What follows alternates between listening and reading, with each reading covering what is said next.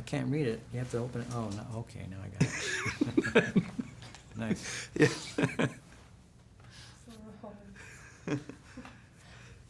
Okay, so I guess you weren't familiar with magic and magic tricks from the point of view of a performer before the movie, right?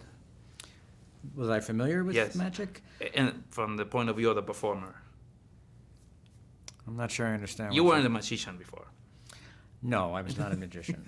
So what did you find when you practice and begins to be schooled by magicians?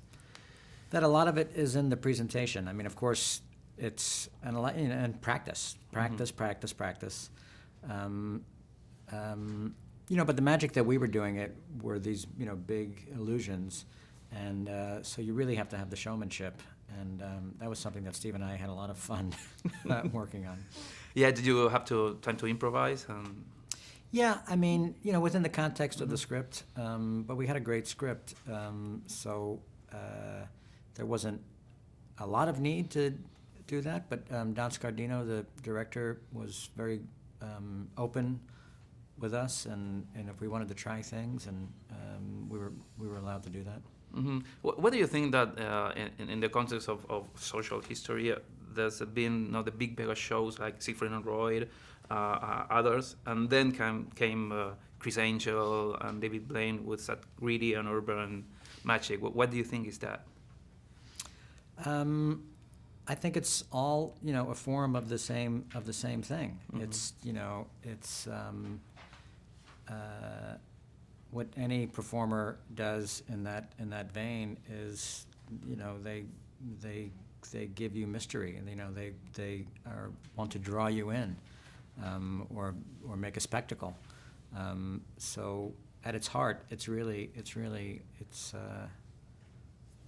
all the same. Mm-hmm.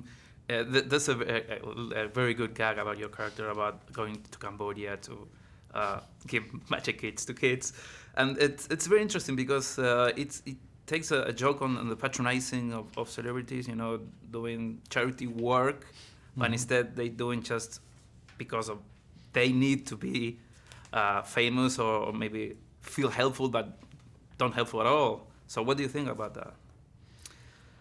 I think that Anton had a real desire to help. I don't think he was doing it for attention. Mm-hmm. And I think most celebrities who do charity work really do want to help. I mean, the joke in the film is that he just misread the situation horribly, but I think his intent was genuine. Mm-hmm. And there's also an interesting conversation about the two characters that said if you do the same for 10 years, it gets boring, you lost magic. Happens to you when you were in a play, for example, doing the same play every day, every night? Well, there's a value into doing something a Mm-hmm. lot because you can find different ways of doing it. It all depends on the person. It doesn't have to get boring. You can always discover something new. And in the case of Burt and Anton, I think their problem was that they didn't change it up. They didn't change their show, and they were playing it safe, because they knew it worked. So I think when you do something for a long time, you have to look for ways to make it exciting, or find those ways to take risks. Mm-hmm. Are you planning to direct again? I'm hoping to. It's hard because I'm on Boardwalk Empire, so Mm-hmm. I work 8 months out of the year, so it doesn't leave me a lot of time for directing. But I'm still hoping to. Yes. Mm-hmm. And do people stop you and say, "Oh, you're the guy from Pulp Fiction," or "You're the guy from Reservoir Dogs," or "You're the guy from Con Air"? So Yes, all of those. yes. So what's the most movie you identify with in the street? I don't know if there's one that's, I guess maybe the bigger ones like Armageddon and Con Air. Mm-hmm. Okay, well, thank you very much. All right. Thank you. Enjoy the rest of the day.